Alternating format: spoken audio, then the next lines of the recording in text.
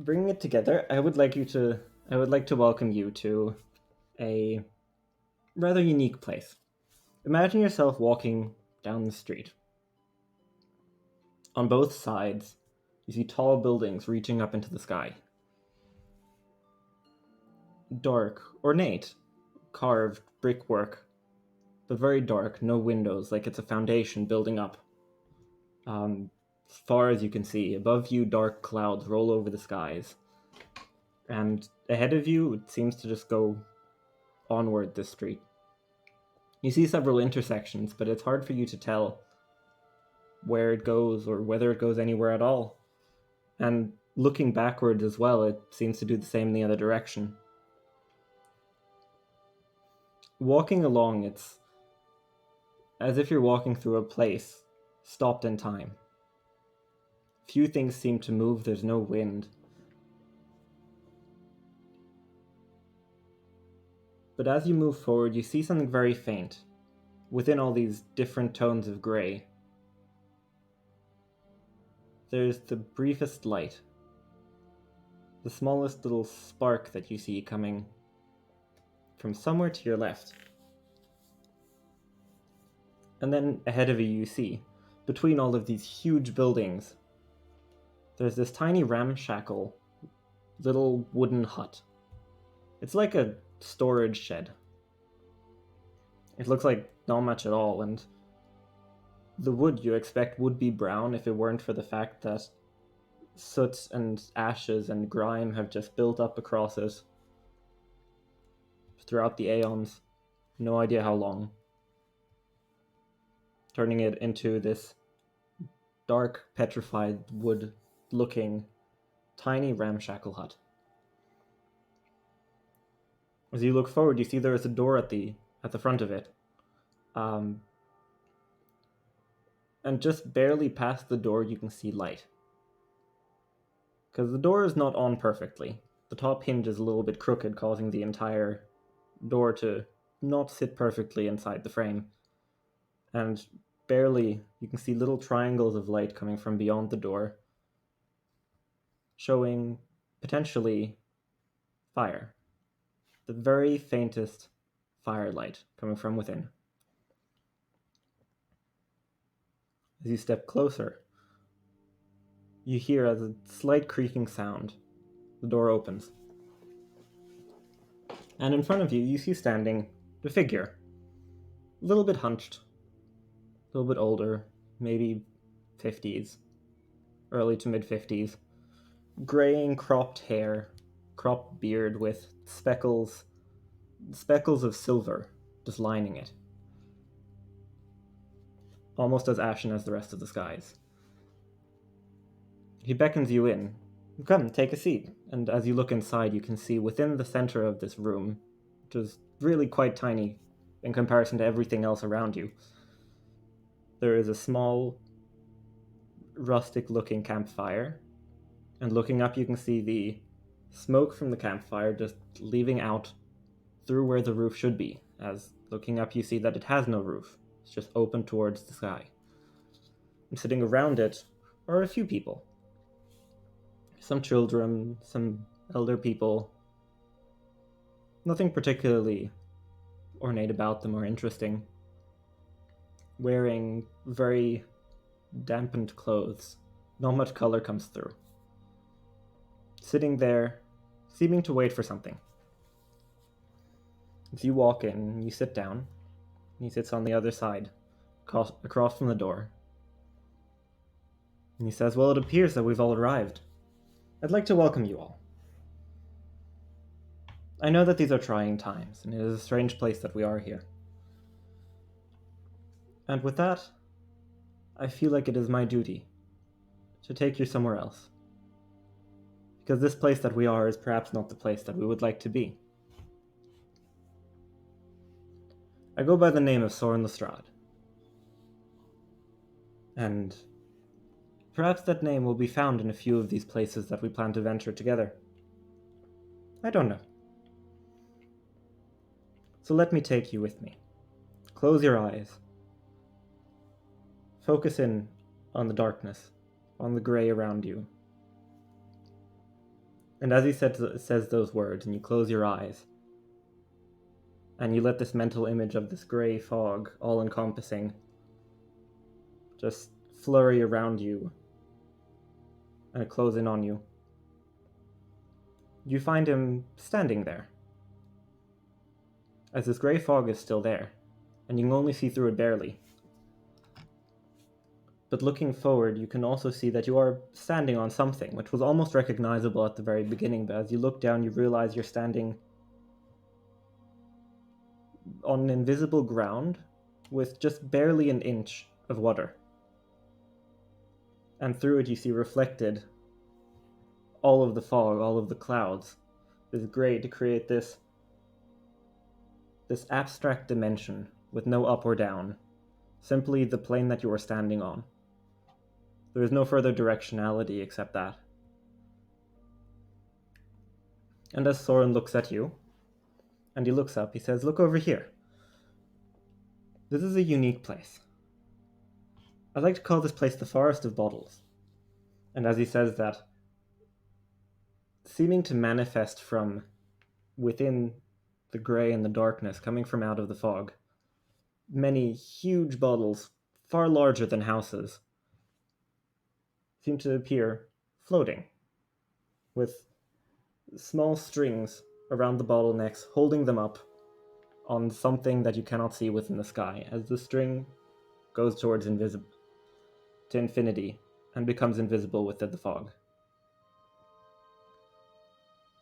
Within each of the bottles, and there are countless of them at this point, there's always more, and as you look you realize that you can't count them all, it just continues, there's ever more and ever more.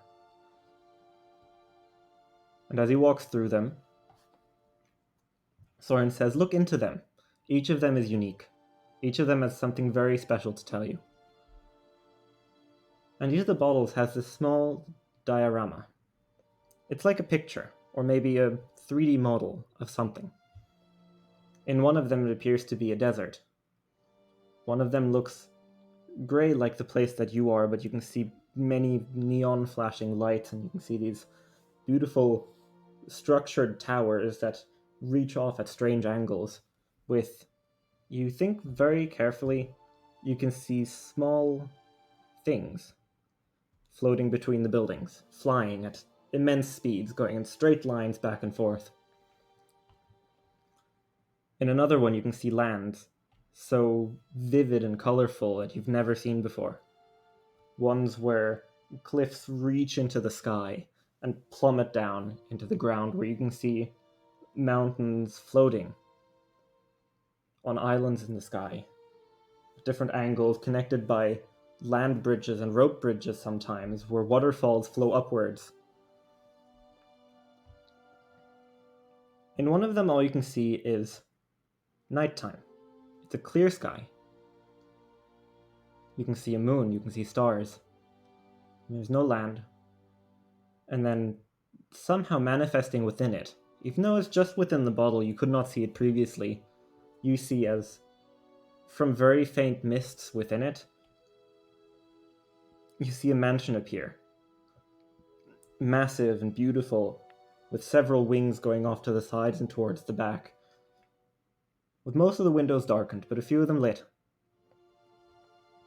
In another bottle you can see a mountain reaching past the clouds, and it shows you the mountain peak with structured marble buildings on top of it. And then looking past the clouds you see that there is nothing beneath it. It is just the mountain peak. And finally Soren pulls you over to a bottle that he holds, and he says, "I would like to go to this one today, I think." Within it, it's a calm land, a serene one, it feels like. Plains, forests, mountains, villages, cities. A few rather unique structures, pieces are visible within the diorama, but most of it seems simply as nature, the way that nature should be. At least it seems that way at first glance. This bottle here takes us to a world known as Ruminara. It's one of my favorite. I tend to go here a lot. It's There's many things to tell about a world much like ours, where the only difference is that magic is possible. It makes everything so much more interesting. Maybe we wouldn't be where we are here if we had magic originally. I don't know where we'd be. But if you would join me, let us have a gander. And he pulls down the bottle with his hands, and it becomes small in his hands as he holds the bottle, and within it is still this tiny, tiny diorama of what you have just seen, shrunken down to an infinitesimal size. And he holds it, he uncorks it, and he says, "Are you ready?" And he hands you the bottle. The moment that you grasp it, you can feel yourself, your mind, leave from behind you. It feels like you are entirely disconnected from yourself, as if you were out of your own body. And you can feel yourself as you tumble over, is what it seems like. And you look back, and you see yourself still holding the bottle, and then you see the rim of the bottle as you feel yourself tumble in through the mouth of the opening. As you're shrinking to the size of the diorama and looking out, you can see yourself huge, holding the bottle, before eventually clouds appear, and falling through the clouds, suddenly it's sky. And beneath you, there's a world. And you stop at an immense height to see what the world looks like. It is beautiful, it is green and blue, vivid colors, white and red and grey as they encompass the mountains and the forests, the valleys, the oceans. I would like to take you to Ruminara, and for that, for a brief moment at least, we are going to look at the map. This is Ruminara. It is a special place. It is a land of mortals, of monsters, gods, devils, magic. It is a realm of dangers, but also of safety, strangely enough.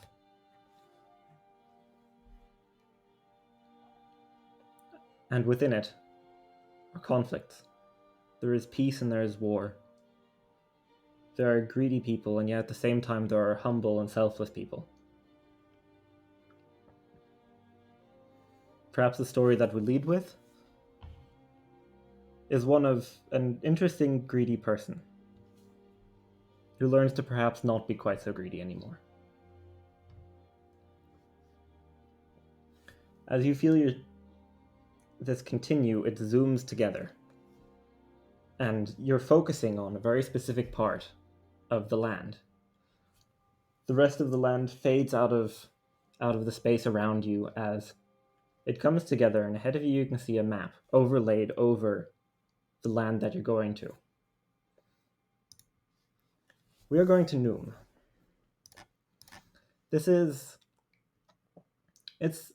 I'd like to say a small land because it's small in comparison to all of the others, but if you look at the legend at the bottom, it is a significant size. It is a land fairly flat. Many forests, some marshes, some grasslands, and a lot of hills. It has a lot of hills. Almost no mountains. There's just this one patch of mountains that feed into a lake, goes down towards Talbara, and then eventually the ocean. Thank you. This is Numh. It is a world in which most things appear to be small, strangely enough. It is a world of gnomes, goblins, and dwarves mostly. Many small creatures. And as such, even the hills seem like mountains sometimes.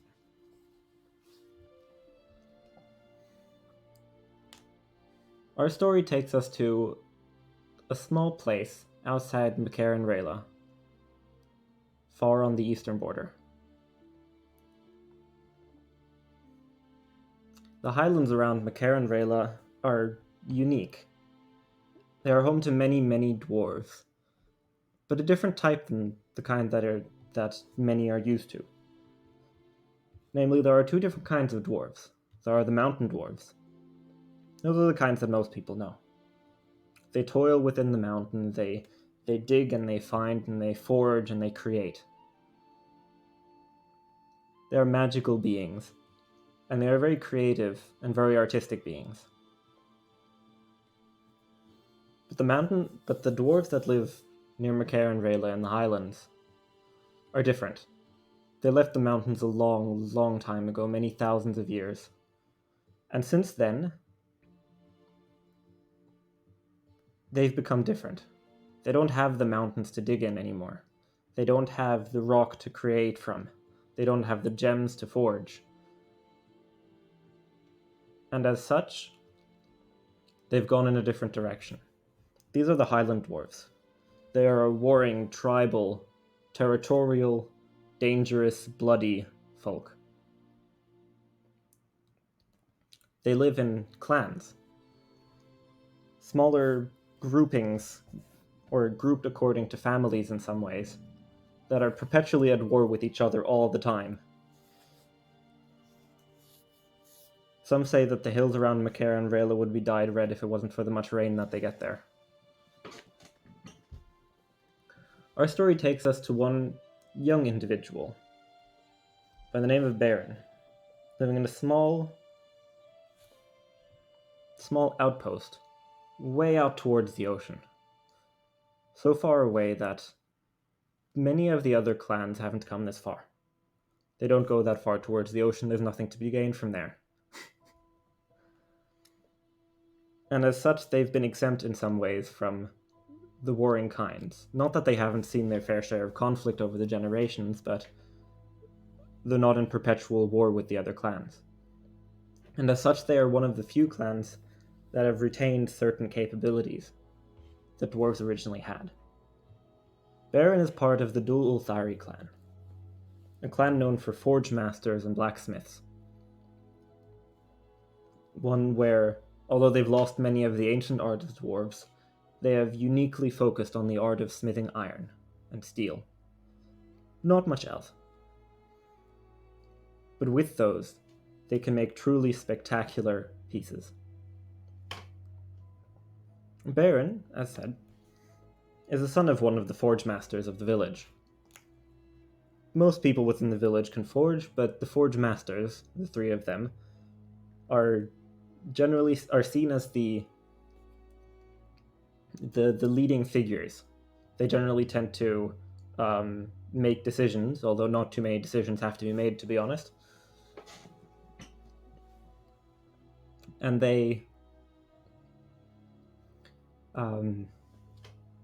and as the son of one of these forge masters, Baeran, of course, also learned the majority of this craft.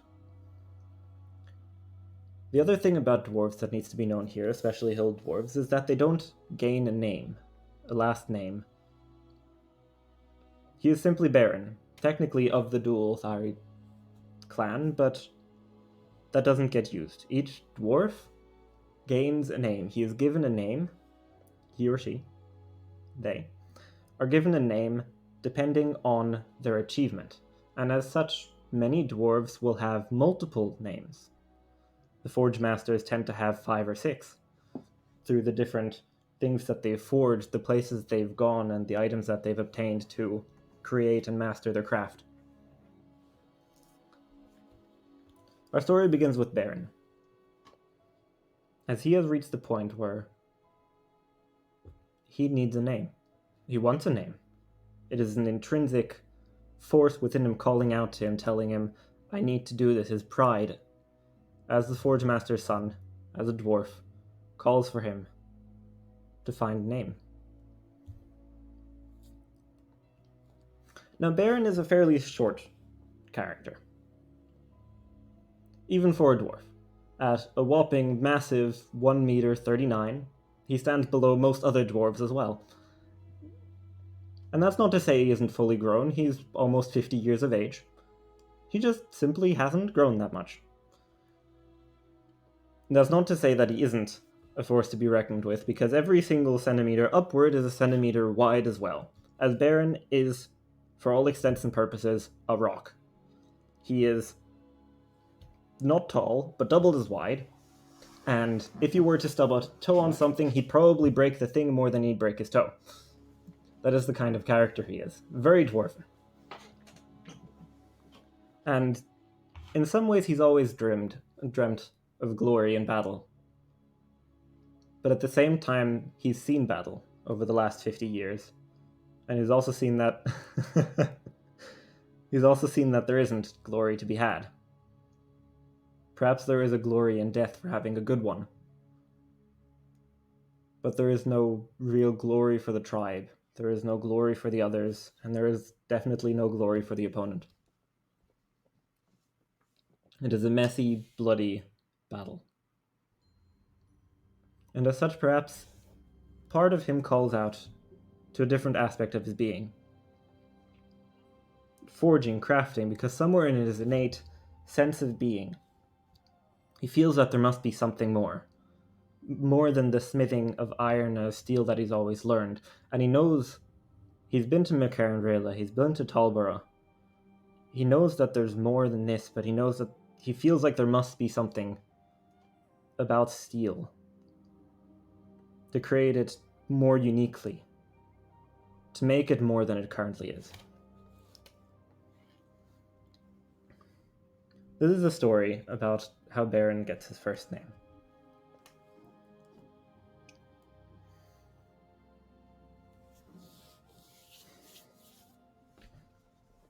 Baeran, just past the age of 50, found his way forward as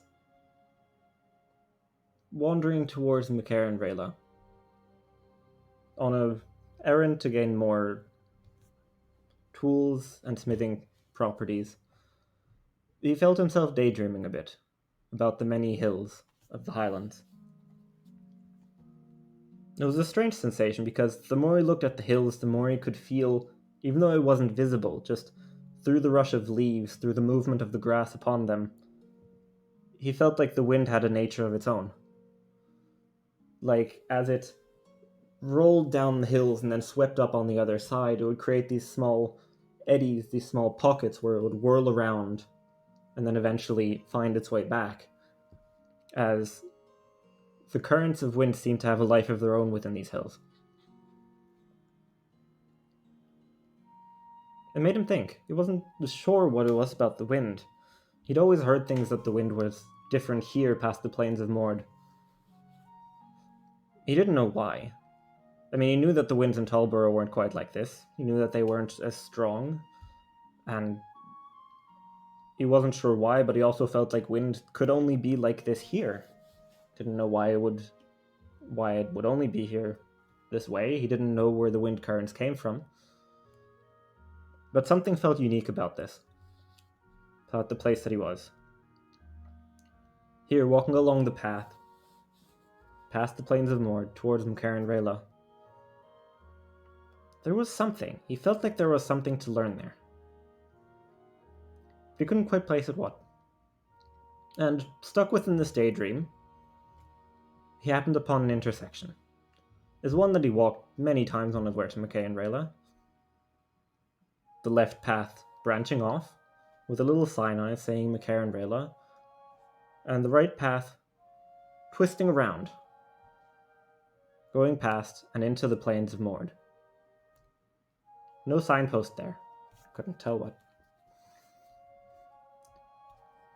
And here I would like to ask the first question to our chat, as I would like you to say where you would like to go. Left towards Macarenrela or right into the plains of Mord?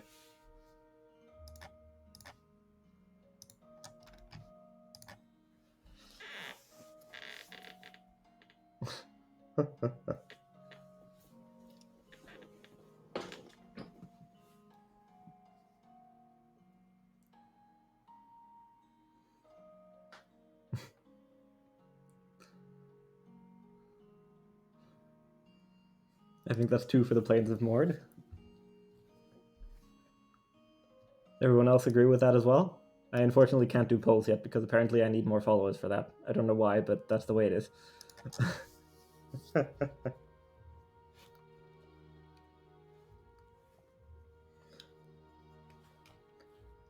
Alright. Plains of Mord it is, I guess.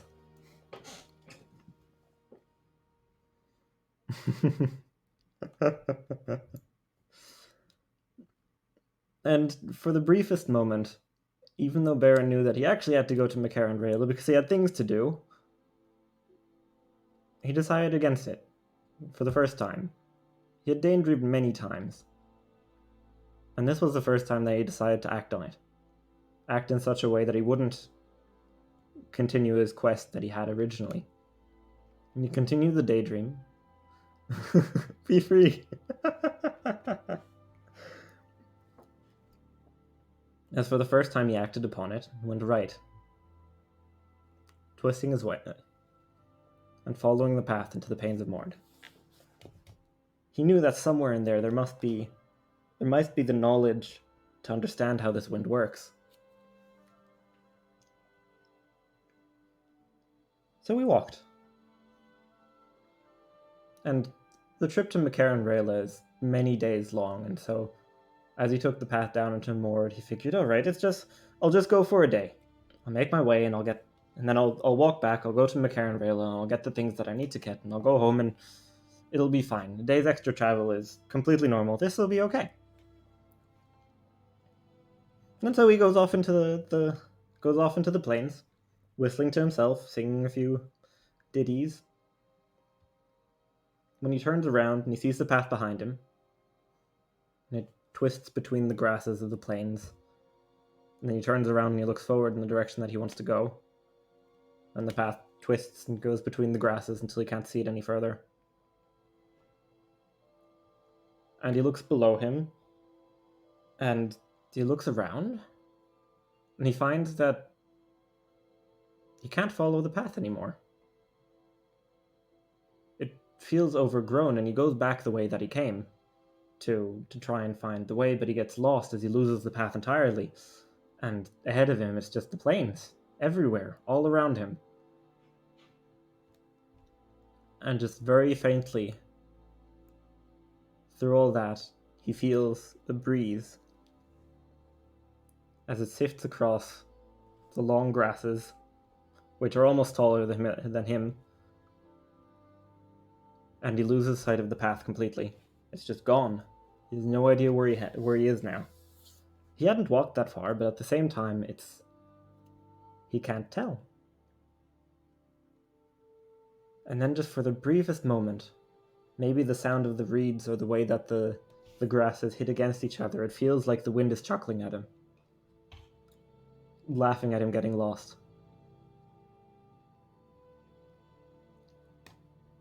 He thinks to himself, this is why people don't go to the Plains of Mord, because it's dumb. People get lost, and then they get stuck here, and then they die. Why did I do this? Why am I here? And so he gets all frustrated. And it's still the middle of the day, and he doesn't really know what to do, and so he looks at the sun, which is high in the sky, and he never really learned how to navigate according to the sun. It's just not his thing. He mostly stuck to the path, and now that he wasn't on it, he didn't know how to get back. So he looked in a direction, and he said, alright, I'm going to go this way, and I'm just going to continue to go this way until I either find a path or the end of the Plains of Mord. They must end somewhere. And so he starts trudging. And he trudges, and he walks, and he walks, and he walks through this expanse for hours as nothing changes around him, and just every now and then he can feel the wind, and he can hear the same chuckling sound as he walks, and he knows that something is mocking him. It feels like it must be. So he stops, the sun slowly setting. He sits down, uses a dagger to clear away some of the grasses around him, make a spot, and he sets up a campsite, and he thinks to himself, alright, we'll stop here. I've walked for a while. I'll get up in the morning, I'll figure out where the sun is, and I'll just walk towards the sun because that should be the right direction. Is what he thinks. And so he lays down, and he goes to rest. Ever so faintly throughout the night, he wakes up, and he listens. Not much seems to happen, but every now and then the wind goes through, and sometimes it's a howling sound, the kind that he knows. Sometimes it's a strange chuckling sound, which puts him completely on edge by now. And sometimes it's this strange whistling sound. This unique, in some ways, sound of flutes. But it's really far away, and something about it puts him on edge. And he doesn't entirely know why.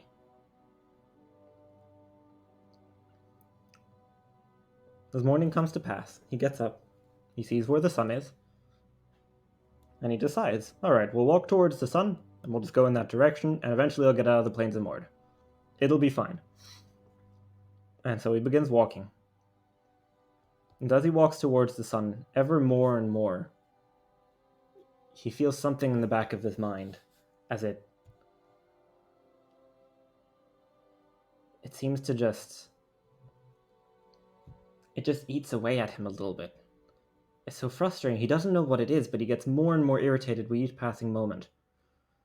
Something puts him so on edge, and he can't tell what it is. And he stops every now and then, he listens. He doesn't hear much, it's the same wind, it's the same sounds. Something is putting him on edge. But he continues walking, because he's not anything if he isn't stubborn. So he moves. And for ages, this horrible something keeps annoying him. And eventually, after an hour, he hears something. Very, very faintly. It's the same whistling, fluting sound from the previous night. Just continuing on and on.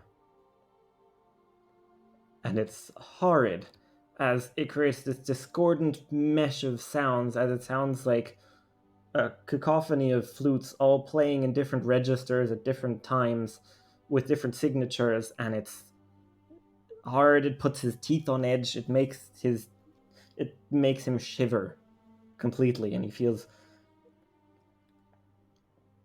like it just eats into him, like he can't get rid of it, and he tries to put something over his ears, but he feels it just going in through his skin and his bones. And so ever more frustrated, he continues walking, each passing step becoming faster as he gets more frustrated. But as he walks towards the sun, he only gets closer and closer to whatever this thing is making this sound.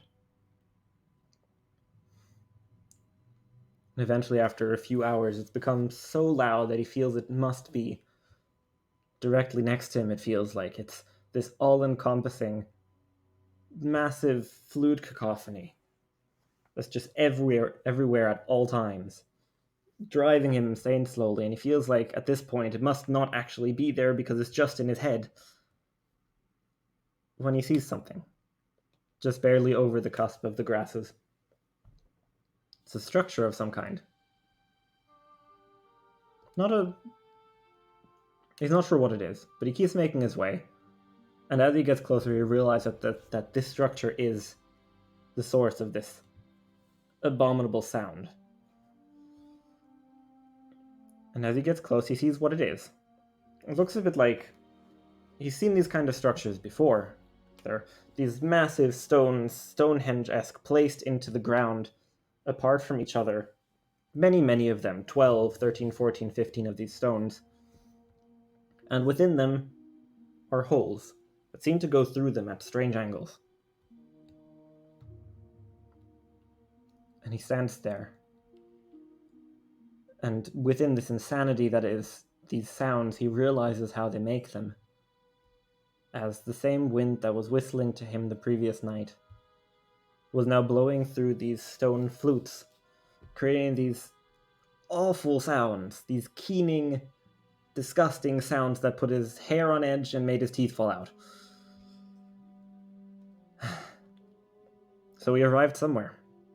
Probably not where he wanted to be, but he arrived somewhere. And he figured, what are these? Why are they here? He didn't remember anyone telling anything of this sort, of stone flutes standing in the plains of Mord. He ever only figured that the plains of Mord were empty, and that probably somewhere in the center of it, some dumb schmuck who died there called Mord was buried in the center of it. That's all he figured it meant. And here was this thing. He also noticed that within this circle of stones, There was no grass. It was all tidy. There were some flowers. There were small tufts and leaves and and and brush, but there wasn't grass. It wasn't these tall yellow golden grasses that he's seen for the past day that he got lost in. And he makes his way over, and in the center of it he can see this monolith. A stone much darker and somewhat larger than the other stones around it, than the stone flutes. If you should go anywhere, why not here? See what this is. He's already here after all, and he's at the source of the noise, so wherever he goes is going to be away from it. And so he walks over to it, and the most curious thing happens to him. As he walks into the circle, the noise fades completely, as there is suddenly silence. For the first time since ever. He's never been within silence. There's always been the sounds of winds, the sounds of other people, the sounds his feet make as he walks on the ground, on the gravel, the sounds of animals nearby, of birds in the air, of crickets. There's always been sounds. And as he walks here into the center of this stone circle, it's gone. There's no sound of wind. He hears his boots faintly crunch over gravel ground, and as he looks down, he realizes that as he steps, he doesn't step on any of the plants. He feels like he must be stepping on some of the flowers, but wherever he steps, there are none.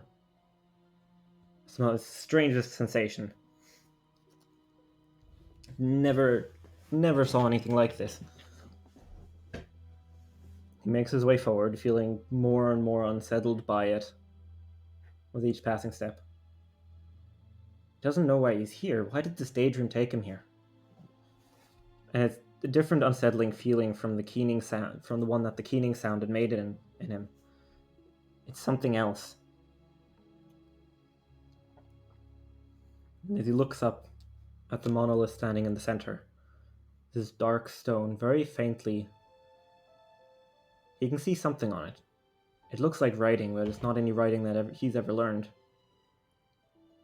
It's very strange. It has this very faint green lettering within the center of it. This vivid light green that very faintly draws itself through the center of all of these glyphs or writing or these runes, whatever they are, he doesn't know. But then one thing he does recognize. One thing towards the bottom is a symbol he's seen before. He doesn't know where he's seen it entirely. He feels like it must have been in one of the books of his father. Maybe it was in one of the teachings of his mother. He doesn't know. It feels like one of the glyphs that he's seen the other forge masters use to enchant their blades. And he knows what it means. It's a symbol that means wind. Is this the origin of the famous winds of Mord? Is this where it comes from, or does it just come through here? He just kind of stands there and thinks for a moment, and looks around, and he sees the flute and the way that the wind goes through them, and an idea sparks in his brain. The most glorious, wonderful idea that he's ever had in his life. The exact reason why he left the village. The subconscious reason why he left the path. He had found it, and he sat down and he got out whatever smithing and tinkering tools that he still had with him. Any ones that weren't broken and were on their way to be repaired in McCarran Rayla, and he took them. And here, within the center of this tiny glade, he set up all his smithing pieces and he started smithing, hit by an enlightenment that he never thought he would find. He spent the day there, and then he kept smithing throughout the night because he couldn't stop. He felt himself unable to stop as he became more and more exhausted, but with each piece of exhaustion that came with him, he felt the need to smith as his hammer just continued, and he used the bellows and he created his clay makeshift oven, and he melted the iron, he created the steel. And the sun rose on the second day, and yet he continued to labor. And as he formed it, his hammer coming down again and again and again, as he created an axe of a form that nobody had ever seen before. As the strangest thing, the axe had these pieces along the side, these tunnels that went at odd angles from the front of the blade, very tiny holes, towards these large openings at the very back of it, almost looking like the backside could be a warhammer, but it had these large holes in it. And he finished, and he stood there, and he placed the tip, and he shoved together the head of the axe with the handle, placed it together, and he laid it in front of him, completely exhausted, hardly able to witness what he had just done, not really able to understand what he had just made, or why he had made it. Nothing about it seemed to be particularly useful for battle. He couldn't tell why he would make this or why this would be unique, but he knew that something drove him to make this. And he set it down, and he fell over and slept.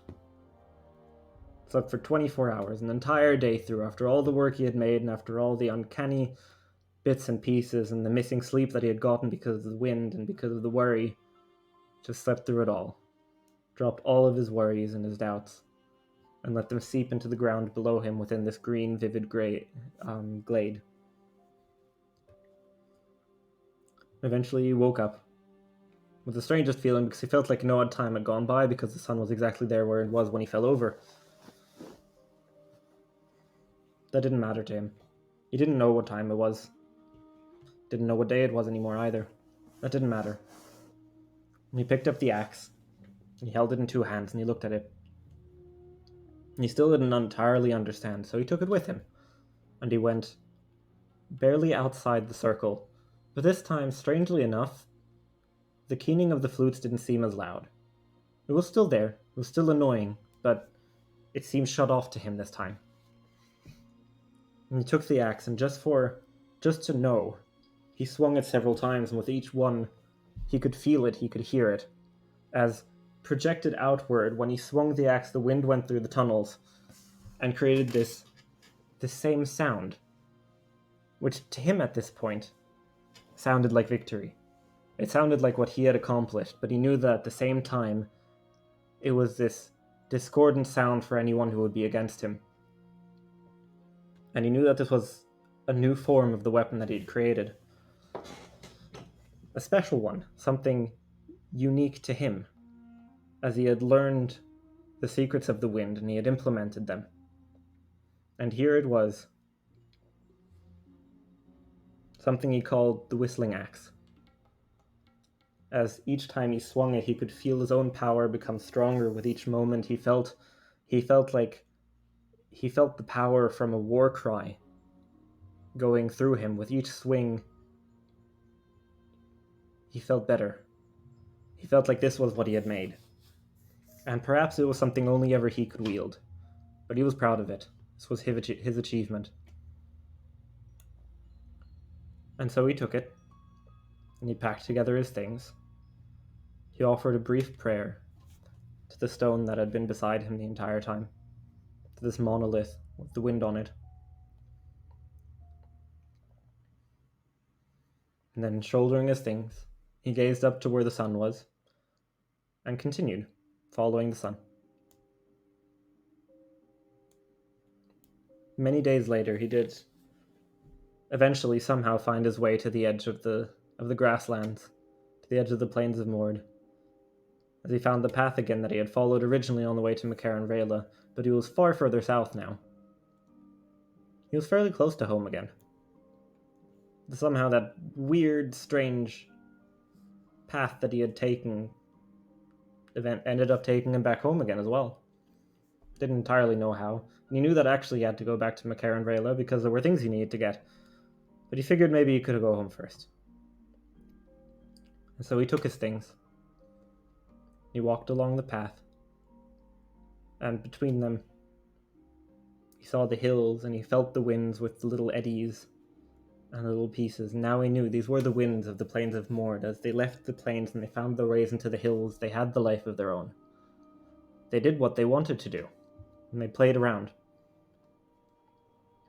And walking along the path, ahead of him he found smoke coming from the chimneys of his village. He could see them just barely, these wisps coming up past the hills, and he knew it was home. And he walked and he walked. And as he rounded the last hill, expecting to see his clan ahead of him, his dwarf village, he turned and he saw destroyed buildings, burnt down to the ground. His clan members dead, massacred in the streets, and not a soul around. And he dropped his things, and he ran to the center of the village, and he checked all of the houses. He went home, he tried to find it, and there was no one there.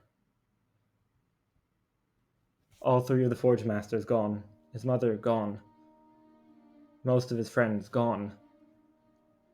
Everyone was gone. And he looked and he saw wounds on the dead, on the deceased, and he saw slashing and bludgeoning wounds, and he knew what had happened. He knew that they had been raided. And with that is the end of this part of the story. As some other dwarven clan has come by to raid them. That is the story of Baeran as he gets the first name that he gets in his lifetime, Baeran the Wind Tamer. The Saga of Baeran is one which I call the Saga of Names. And it is one where he gets many names. This is the first of all of his, and that did indeed at the end.